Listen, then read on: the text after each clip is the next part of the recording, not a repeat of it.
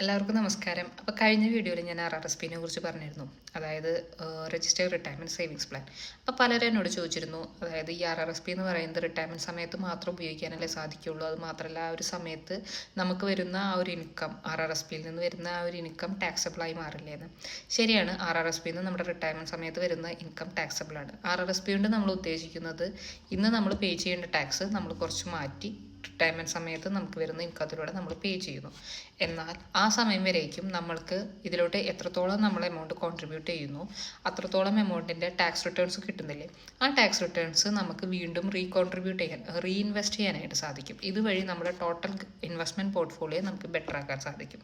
പിന്നെ RRSPക്ക് മറ്റു ഉപയോഗങ്ങളുണ്ട്. അതായത് ഹോം ബയേഴ്സ് പ്ലാൻ ഉണ്ട് RRSPയിൽ. അതായത് ഒരു വീട് വാങ്ങുന്ന വ്യക്തിക്ക് അപ് ടു 60K 60,000 വരേക്കും അവരുടെ RRSP കോൺട്രിബ്യൂഷനിൽ നിന്നും ടാക്സ് ഫ്രീ ആയിട്ട് വിഡ്രോ ചെയ്യാൻ സാധിക്കും.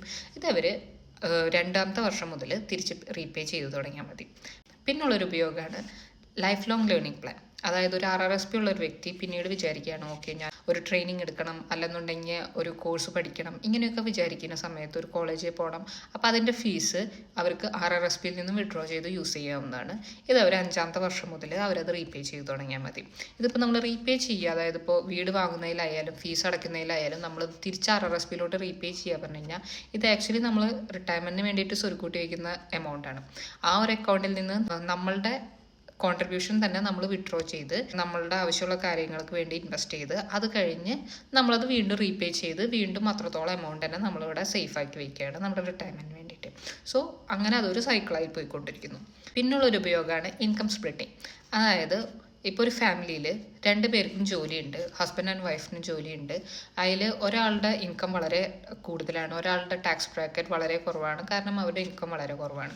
ഇങ്ങനെയുള്ളൊരു സമയത്ത് ഈ കൂടുതൽ ടാക്സ് പേ ചെയ്യേണ്ട വ്യക്തിക്ക് അവരുടെ RRSPയിലോട്ട് മാത്രമല്ല സ്പൗസിൻ്റെ RRSPയിലോട്ടും കോൺട്രിബ്യൂട്ട് ചെയ്ത് ടോട്ടൽ അവരുടെ ടാക്സബിൾ ഇൻകം കുറയ്ക്കാൻ സാധിക്കും.